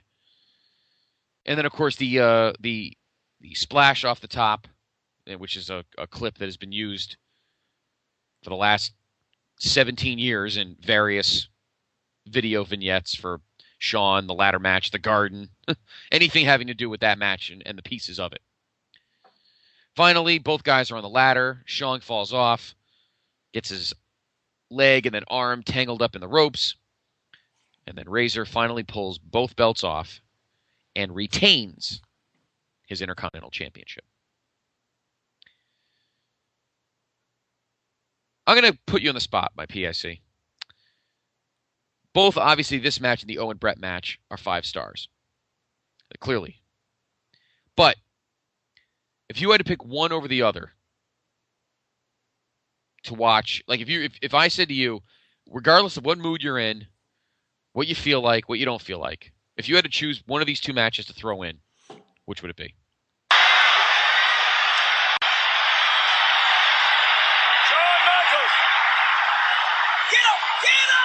Championship, one more run, he'll have it. And Razor starting to shake the ladder. Get out, look out, Shawn! Oh, he throws his shoulder. Oh, no. Michaels, look at this. His foot's locked in the rope. Let me help him out. Let me get him out of there. Come on, referee, unhook his leg. Where's Diesel? Referee, what is everybody doing? Unhook his leg. Where's Diesel? No way! Razor trying to climb up now. Michael! Get out of there, Shawn! He's out, he's out, he's out! Going up! Come on, referee! Yes! Yes! Yes! Yes! Yes! If I had to pick, probably the ladder match, but not by much. It's not easy, that's for sure. I agree. It's not easy. Both matches are fantastic. Now, both pairs of guys, Brett Owen and Razor and Diesel, or Razor and Shawn, would wrestle again in future matches, just as entertaining in different ways. And the thing too is, like, you know, you go into the show kind of lamenting, Hogan's gone. There's no big main name right now. How are they going to pull off a WrestleMania like this? And you really wonder what they're going to do. Is Luger going to be the guy going forward for this promotion? You don't really know what to expect. And then you kind of come out of it with these 4 studs that go out there and put on these 2 great matches. And you're kind of thinking, all of a sudden you're feeling better about the future of this promotion when you see those guys putting on these athletic contests that had really been the calling card of the NWA or WCW for so long. And now with Hulk Hogan kind of going down there and migrating south and bringing in a bunch of his cronies and these athletic guys kind of going to the top of the WWF, all of a sudden you're starting to see these promotions in a different light, I thought, at this time. Yeah, absolutely. Because both promotions needed those things. WWF needed to kind of wean off the big guys because of what was going on. We'll get more into the Vince's off-camera issues on next week's Vault, because that's where it really comes to light. And so he needed to wean out the big, jacked-up dudes. Notice you don't see him at the moment. He'll come back at SummerSlam, but there's one guy related to the Hearts that is gone right now for that reason. And on the other side of the coin, WCW needed star power. They needed to make a international presence in the wrestling world. So with Hogan switching and other guys moving, both promotions got what they wanted at that moment in time. Right. So, and then over the next, 4 years, we'd see the pluses and minuses of both those things from both sides. But here, we see Shawn Michaels finally get it and figure it out, at least in the ring. His camera issues would still plague him for the next 4 years, but at least he didn't let it affect his in-ring for the next 4 years. There's not many awful matches Shawn has between now and when he leaves. Now let me ask you this, because I've seen this many places from different people that they feel this ladder match isn't quite the same impact, that you don't get the same impact watching it after seeing all these other ladder matches throughout time that have kind of eclipsed what they do here. Do you feel the same way, or do you feel like this one still stands out? Oh, I absolutely, this one still stands out. It has to. Everyone has to understand the eras are different now. I understand we got spoiled in 2000 with the Hardys and the Dudleys and Edge and Christian, but this is the standard bearer. You can't buck tradition. And it's easy to upgrade when you've seen what's behind you. But these two guys, again, Shawn's wrestled one ladder match, and I mentioned it earlier when him and Brett had that match a couple years earlier on that house show in, what was it, Portland, Maine, I think, or something like that. Somewhere in the Northeast, in New England. And Razor had zero experience in a ladder match, and I'm still captivated by it. Now, 2 years later, you and I will likely have this same debate about that WrestleMania's main event, whether it stands the test of time. But this match and their rematch a year and a half later definitely stand the test of time. And that doesn't take away from the current ladder matches, but at least they had a template with which they could improve on. These guys had nothing to go on. And plus it's different. A lot of, I think, younger fans that maybe didn't see this live and understand the impact of it saw the later ones first and then went back and watched this one and said, where are the high spots? Where's all the crazy bumps? And at the time, this stood out because it was so stiff and the ladder shots are so vicious, and you didn't really need all the high bumps and crazy falls. And because what they did, they used the ladder as a weapon. They didn't just use it as a prop in the ring. They used it as a weapon. I mean, they literally beat the crap out of each other with it. There are spots where they were throwing it at each other, off each other's skulls. Right. And they used it for a couple of cool spots. Like, of course, the one, like you said, Shawn swan diving with the ladder down onto Razor was one of the best ones.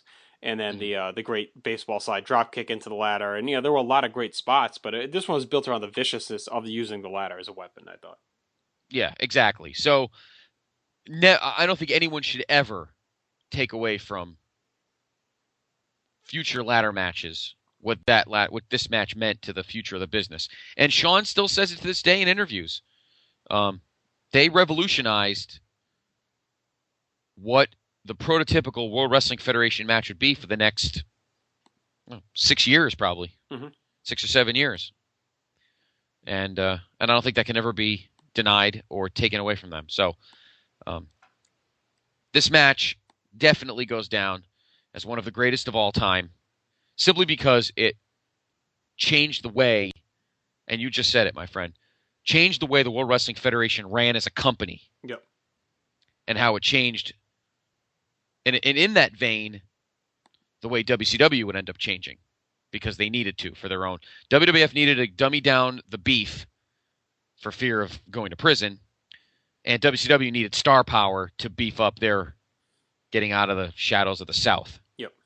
And, of course, right here on the Place to Be podcast, even though we may not do podcasts pertaining to or vaults pertaining to WCW or NWA shows, we will relate to them and kind of refer to them over the next 5 years worth of shows, how that philosophy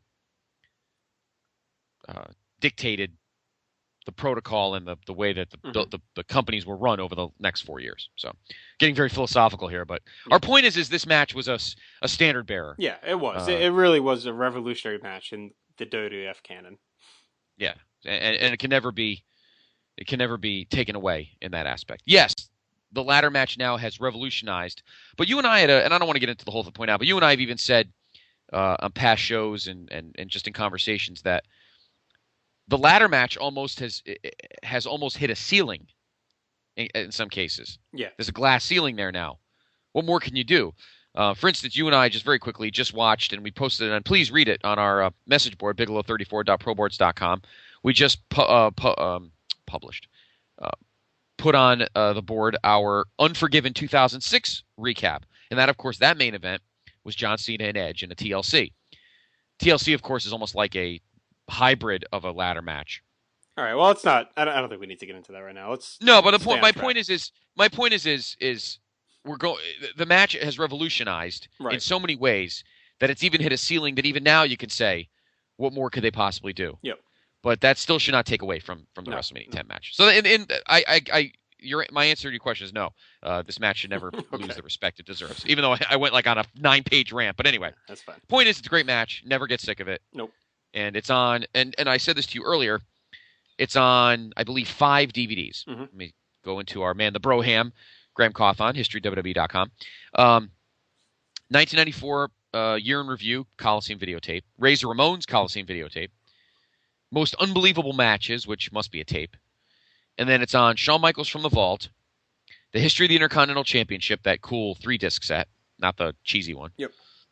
True Story of WrestleMania, and the new ladder match set, Crash and Burn. Yep. Which just came out, like a month ago. Yes. So it's all that matches. If you don't have the entire pay-per-view, this match is all over the place. So you can't miss it. All right. There was supposed to be, and we've already talked about it, that time was running very long in the show. Yes.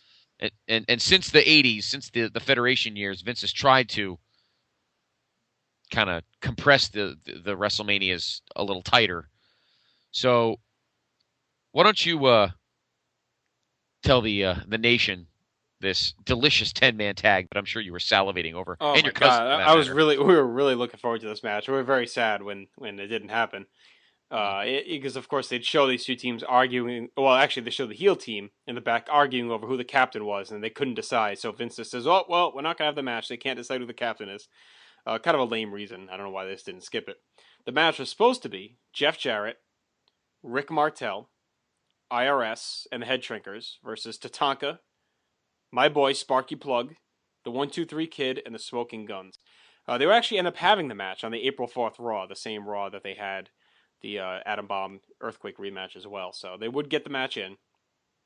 This ends up being, we can kind of say, the end of Rick Martel now for a very long time on WWF pay-per-view. He was obviously at Survivor Series and at the Rumble, had this one little last run, but he leaves after this, so he's gone now. Jeff Jarrett, obviously IRS, Head Shrinkers, Tatanka, Plug, Guns, and Kid will all see many, many more times. So that's that for that match. Very sad that we didn't get to see that 10-man war. Yes. And it was a big deal for you and your little crew, Josh and your cousin and the gang, because you guys all had interests in multiple guys in this match. So, who did you watch this with, by the way? It was at Matt's house. Yeah, he usually got the pay-per-views back then. So it was him. Okay. I'm sure Josh came as well. And then his parents, my parents were there, I'm sure. And actually, I think my cousins Vinny and Jared were there as well. Okay. The heels won that match on Raw when IRS pinned the Kid. And that's actually on the Best of Raw Seasons 1 and 2 DVD set that came out last year. Really? Yeah. I didn't know that. I haven't grabbed that set yet. I have to get it still. All right. So now here we are. We are at the end. The main event, our second World Wrestling Federation Championship match. Yokozuna, who survived the DQ with Lex Luger, taking on Bret the Hitman Hart, a couple of hours removed from being stunned in one of the greatest matches of all time by his brother Owen. How much? I'm not booked. Well, yeah, you are. Twice. As I mentioned earlier, It's a main event. You think? Yes, this match is. It is the first time that the same match headlined back-to-back WrestleManias. I had mentioned that. And the only time the same match headlined back-to-back WrestleManias. Now, Andre and Hogan main evented WrestleMania 3, but as we mentioned, they were like the third match or fourth match at WrestleMania 4. So. No, way later than that. Was it way? Well, yeah, it's the whole first round. Sixth match, I guess. Something like that, yeah. So, of course, again now we get the second special mystery guest referee and another big return. Returning to the Garden for the first time in quite a while, and the first time on pay-per-view since SummerSlam 92. And that is, of course, Roddy Piper. Last time we saw him, he was playing the bagpipes for the Wembley Stadium crowd. His last match was at WrestleMania 8, 2 years prior to this. And I actually misspoke before. There were two other people on camera, along with Leilani Kai and Howard Finkel, and that is Roddy Piper, of course, was at WrestleMania 1 and 10. And Mike Rotundo was at WrestleMania 1 and also appears here They had, we forgot to mention, another celebrity, in quotes, that they had was Bill Clinton impersonator in the crowd. And they had DiBiase sitting with him at one point, and then IRS sitting with him arguing about taxes, and just kind of cute, quick little clips. And also throughout the show, they did WrestleMania Rewind moments, which was cool too, to see them nodding towards history once again. So, but yeah, so Rotundo, Piper, Finkel, Leilani are the 4 people that were on 1 and 10 on camera. And you do notice, who do they ignore when they do all those WrestleMania Rewind moments? Oh yeah, Hogan, nowhere to be seen. Nowhere to be seen. It's almost as if he wasn't even at any of them. Yeah. Piper brings some legitimacy, and this would be the first of 3 consecutive WrestleMania appearances for the Hot Rod. Not Kieran Polland, but the other Hot Scott. But the match itself, I think a lot of people are anticipating some kind of payback for Brett. Yep. It's been 1 long year since that absolute clusterfuck in Vegas. Well, it's a weird spot too, because going into this match, it's fairly obvious they're not going to let Yoko walk as champion to end the show. I thought anyway. That's why I really thought Luger probably should have won. I know they wanted Brett to probably be the main face and not have to split any of the cheers, and wanted him to really get his revenge on Yoko, which all makes sense. But if you wanted to add a little mystery to things, Luger winning and then facing Brett for the title is probably a bigger match. They'd never really fought in these roles. Staring down each other at Madison Square Garden for the world title really could have been something special, a special moment, and you really would have had some question as to who was going to win. I mean, here, it's obvious Brett's going to win this match. Yes. But I think it's a whole, I think there you still have that old school thinking of, we need to have the big evil heel vanquished by our conquering young hero. And and it caps off their history, though. I mean, I get it. It's like, Yoko beat him at 9. He's had this monster run. Brett was kind of de-pushed and battling with his brother, and then he comes back and gets his revenge and wins his title back. I mean, it's fine, and you make sure Brett's the undisputed face, which I think he would have been anyway, even with Luger. But I'm just saying, for a moment, Brett Luger would have been pretty cool. Well, I think one thing that may have come out of that match, if they have had it, is maybe Luger would have turned heel again. Yep. And which we probably all wanted anyway. Well, they couldn't really do that, though, because they were obviously setting Owen up as to be the top heel. That's true. Yeah, that's true. I like, actually, this match. This is one of the times that our grades disparage. You thought this match was fairly average. I actually liked it. Yeah, it's fine. I mean, 10 minutes. Piper, plays it pretty down the middle for the most part. He doesn't really do much. He's just kind of out there. And to me, this is like, it's a little anticlimactic, the match itself, only because we've been through so much on this night already. 2 5-star matches, a lot of emotion, and this one just kind of feels like, all right, just get it done. Let Brett win. It's kind of like, you just know what's coming, and you just kind of want to get there. And it's only 10 minutes, which was good. They kept it short, but weird ending. Well, Yoko goes for the bonsai. Oh, okay. I got it for you.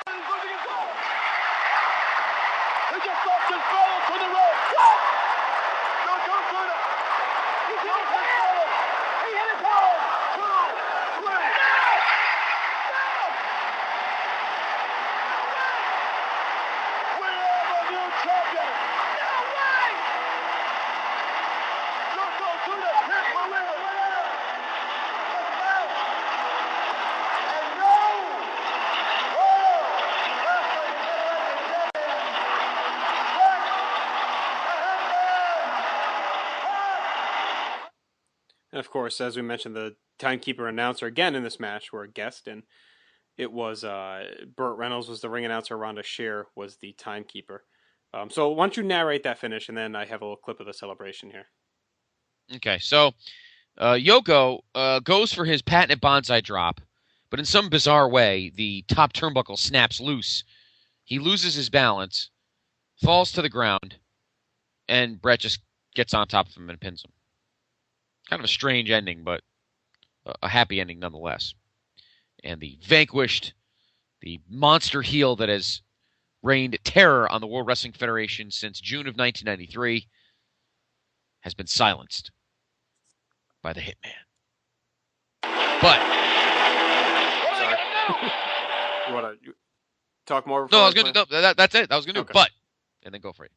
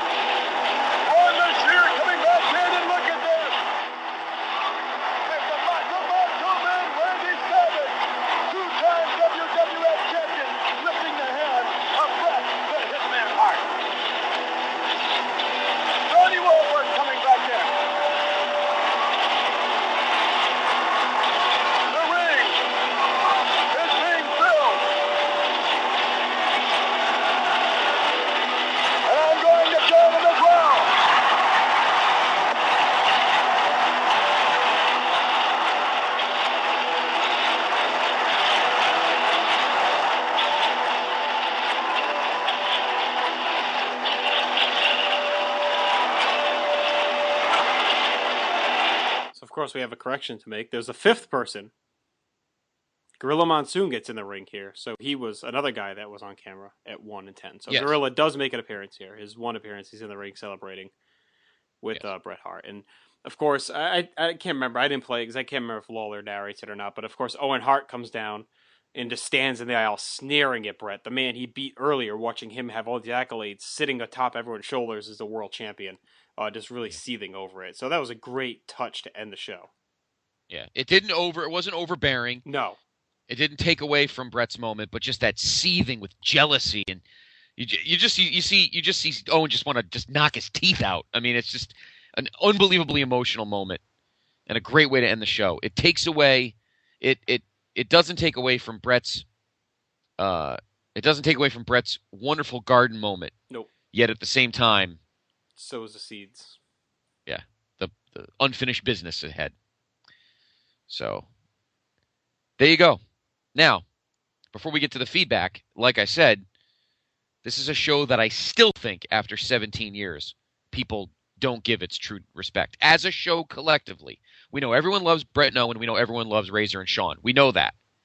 But I'm saying collectively as a show, I don't think this match gets as much credit as you and I give it. We both, if you go to our review on our message board, we both give this show an A+. Right, and I did want to talk quick about the moment that Bret he talks about in Wrestling with Shadows, and I think he does as well in his book, how everyone has him up on his shoulders, and it took him back to that moment in grade school when he wanted to fight over a bully, and all the kids picked him up on his shoulders and paraded around the schoolyard. He, he likens that moment, kind of took him back a little trip down memory lane as it was in the moment. And of course, like we said, it was kind of Vince's mea culpa to Bret, saying, okay, you're the guy. I'm sorry. Here you go. You're my number one face now. You're my world champion. Gives him the huge celebration in the ring, really solidifying him and setting up his feud with his brother. So, but I agree. I love the show. To me, it's an A+, only because, you get 2 5-star matches out of 9. So, already you're in pretty rare territory. The crowd's hot, a lot of memorable moments. Are there any other really great matches other than those 2? Probably not. But to me, when you have 2 all-time matches on that level, they weren't just like 5-star cruiserweight spot fests. They are historical matches. To me, the importance of those matches alone carry this show. And the whole package itself, like you said, is just very entertaining, very important, very historical. The true new generation of the promotion was ushered in here. And they proved that they could do a major show without Hogan's shadow, overbearing on everything. And you just look at a guy like Savage, who, he could probably still go, but, he was showing how to be a legend with grace. Yes, absolutely. And in the end, like I said, Vince is pretty much telling Brett, yeah, I screwed up last year. I'm sorry. Here you go. And it begins a pretty eventful 6 months for Brett. I think he truly enjoyed being the champion. I think he enjoyed being this torchbearer of the company. And it begins here. So, all right. Let us get to the feedback. And again, the feedback is curious. These are the kind of I'm looking forward to the feedback for this next few years of vaults because this stuff is not all cut and dry. It's not all black and white. We begin with our art director, the Pablo Picasso of the Place to Be podcast, Jason Greenhouse. That special WrestleMania feeling was back in the air for the first time since WrestleMania 7. Just like WrestleMania 9, the heavyweight title is defended twice, except this year fans weren't disappointed with the outcome. This era belonged to Bret Hart, and tonight was no exception. He and Owen delivered a masterpiece of an opening match and one of the best matches in the history of WrestleMania. The HBK and Razor ladder match is pure gold. The return of Mr. Perfect and Roddy Piper as special referees was a nice surprise. Hot Rod has and always will be a crowd favorite wherever he steps foot in MSG. The Savage Crush match wasn't anything special, but it ends up being Randy Savage's final Mania appearance. The mixed tag match was fun. At least Bam Bam's match wasn't canceled this year because his opponent was distracted by an elephant. I love the end of the show when all the babyfaces come out to congratulate Bret and kick off the new generation. All in all, a successful Mania. Okay? There's one who says he liked it. Resident Purple and Gold fan, Laker Nation, Corey Ferreira. The 10th WrestleMania and the return of the home office, MSG. First off, Bret Owen, what an opening match. Easily the best opening match in WrestleMania history. First time I saw this, I was shocked Owen got the win over Bret, but I wasn't smart to the business when I first started watching in 1999, when I first saw all this stuff. Good to see Bam Bam get on the show, even though he's wrestling Doink and his little friend Dink. Savage and Crush is nothing special in terms of match quality, but has a special feel watching it now with it being Savage's last WrestleMania match. Nice throwback seeing Leilani Kai at the 10th WrestleMania. The match is nothing special, just a nice throwback. I never cared for Alundra Blaze. Interesting. Men on a mission on a Mania card, oh boy. And why were they paired up with the Quebecers? First WWF title match, Yoko and Luger. The rematch 7 months in the making. Luger wins by DQ, and the crowd didn't care like they did at SummerSlam when he wins by countout. Then again, people were over Luger after his summer push. Now the big one, Shawn vs. Razor in the ladder match. First off, it pisses me off. WWE calls this the first WWE ladder match when Bret and Shawn had one in 1992. Yes, that's true. Other than the match is great, and people seem to forget Razor takes the gold, but HBK gives such a great performance is understandable. The official birth of Mr. WrestleMania. Main event time. Vince finally makes it up to Bret from a year earlier as Bret wins his second WWF title. The post-match is great with all the babyface characters coming into the ring to celebrate. The returns of Mr. Perfect and Roddy Piper are great. I think it's fitting Piper was the ref for Bret's match. Nice to see Lawler back on commentary for this show. I think he adds quite a bit to this show. Overall, a great WrestleMania. Thank you, Corey. Dennis Nunez. 1994. You gave us many wonderful things. Ace Ventura, The Mask, and Dumb and Dumber. Obviously, Dennis, you're a big Jim Carrey fan. Forrest Gump, The Lion King, Pulp Fiction, Speed? Natural Born Killers. I did like that movie. Mortal Kombat 2. Seinfeld was the number one show. The Simpsons were in their prime. Beavis and Butthead were in their prime. Cool. Too many other things to mention. But the biggest gift of all has to be WrestleMania 10. Bret vs. Owen is the greatest opening match in pay-per-view history. It's 20 minutes of pure wrestling clinic. Two guys who have awesome chemistry with each other, not just because they're brothers, but because they're both masters of their craft. Awesome match. Bam Bam and Luna vs. Doink and Dink was there just to cool the crowd after that hot opener. Nothing much. The fake Bill Clinton is there for some reason. Macho Man vs. Crush is a fun little match, but unfortunately it will be Macho's last WrestleMania, and he would move on to WCW along with the Orange Goblin. Quebecer vs. Men on a Mission was meh. Luger Mania had officially run out this night as he proved to the fans once and for all that he couldn't get it done. Way to go, Flexi Lexi. Earthquake vs. Atom Bomb was kind of pointless, but served as another cool down before the ladder match that started it all. While I'm not sure it's the best ladder match ever, it's perfectly paced and does hold up today. Both guys' statuses within the company went up tenfold business-wise after this match, and neither's career would ever be the same. Bret vs. Yoko was a slightly better match than at Las Vegas the year before. Vince realized the errors of his ways and rewarded Bret for all his hard work by making the Hitman the champ for the second time.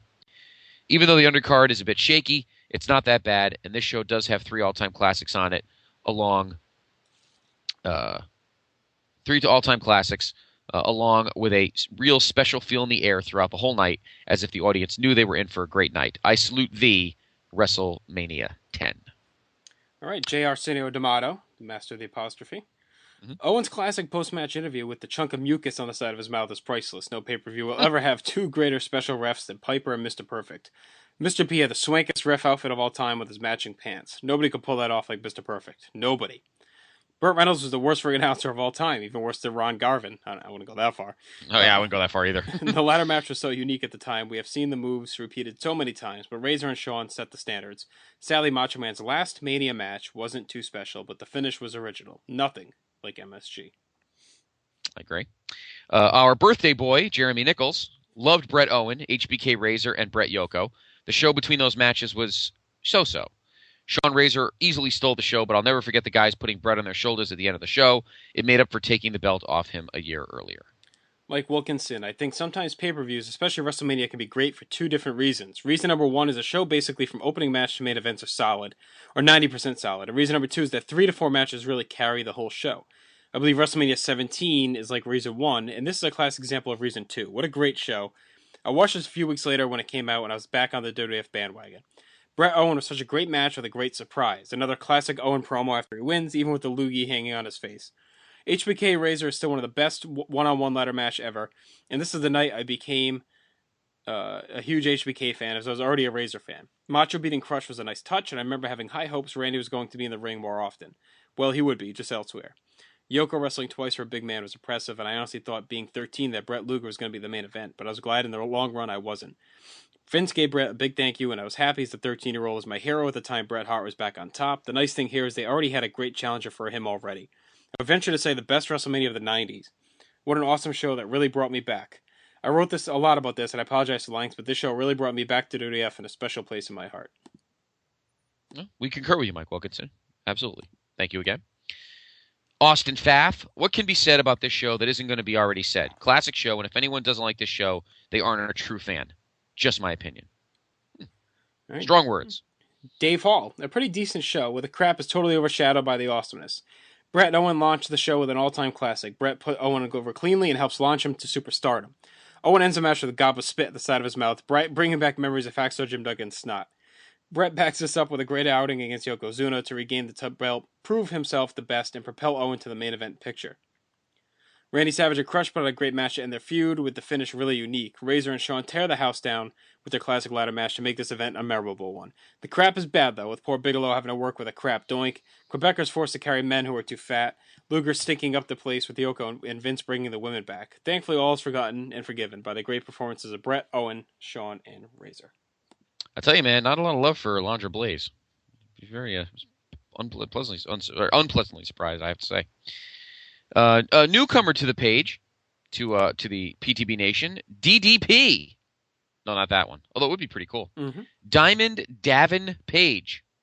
Pretty average WrestleMania in general. It really missed the awe and spectacle that was the Undertaker's presence at the time. True. Interesting. Yep. Yeah. 2 title matches on one show is a bad idea, in my opinion. However, it was saved from being a total failure by the greatest match in wrestling history, HBK Razor, and the greatest opening match ever, Bret Owen. You couldn't help feel how good it could have been with Bret Owen for the championship, Undertaker on the card, and Randy Savage in a meaningful feud and resulting match.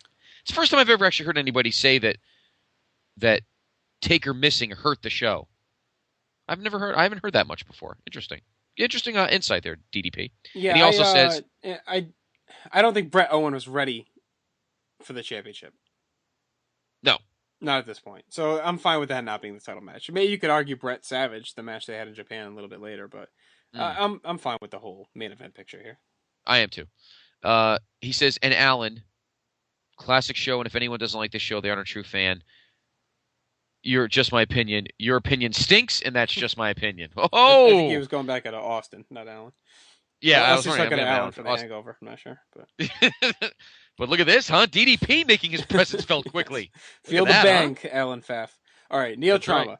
Ever since I started listening to the podcast, I've been waiting for you to get to WrestleMania 10. This is the official day I became a wrestling fan. I was at a friend's house, and he couldn't stop telling me how excited he was to be going to another kid's house to see WrestleMania. I'd only watched once or twice but his excitement made me think wrestling could be cool, so I tuned in the next Monday night. When I think of all the time, money, and energy I've spent watching wrestling since that day, I should have punched that kid in the face. Oh yeah, the show. Well, after all, it's the show that made me become a wrestling fan. Of course I loved it. No bad matches with competitors weighing 600 pounds. 2 great matches, Burt Reynolds and a fake President Clinton. What's not to love about this show? Very good. Jared Incel. I'll keep my comments short this week as the quality of the WrestleMania 10 show speaks for itself. Bret vs. Owen opening the show was awesome, probably the best Mania opener ever. It seems like everyone thinks the Savage vs. Crutch match was a piece of crap, but I didn't mind it. Well, neither did we. I would have liked to have seen that 10-man tag take place on this show, so would my PIC, but it would be on Raw a week or so later. The Shawn vs. Razor ladder match is also a classic. Bret beating Yoko for the title was a great moment to close one of the better WrestleManias. It was also nice to see Mr. Perfect return in his pajamas, just to disqualify Lex Luger and thus spare the fans from having to see him in the world title picture anymore. All right. Okay. Tony Nagel. The ladder match is beyond awesome. Bret Owen is the best opener in WrestleMania. Hell, pay-per-view history. The rest is obligatory, and even then, it's still the best in history. And DDP. Again, did people watch Mania 10 with rose-tinted glasses? Wow. This guy Yeah, he's not happy. Hunter, Jesus, Midget and Doink and Bam Bam versus Luna springs to mind. Bret Owen really stands the test of time. Okay. Wow, and I get him again. Look at this. I feel like I'm his manager. Diamond Davin Page says, Owen Bret was a wonderful match up, but its place on the card was all wrong. I've never heard that before. Well, he said it earlier that it should have been for the title. It should have been the title, yeah. But I can't believe that. It's interesting. Okay. Matthew McKinney, funny show. Love Lawler's line about the Just Man guy helping Luna grow hair on the side of her head. Also, was Yoko speaking really speaking Japanese to Mr. Fuji during Jim Cornette's interview?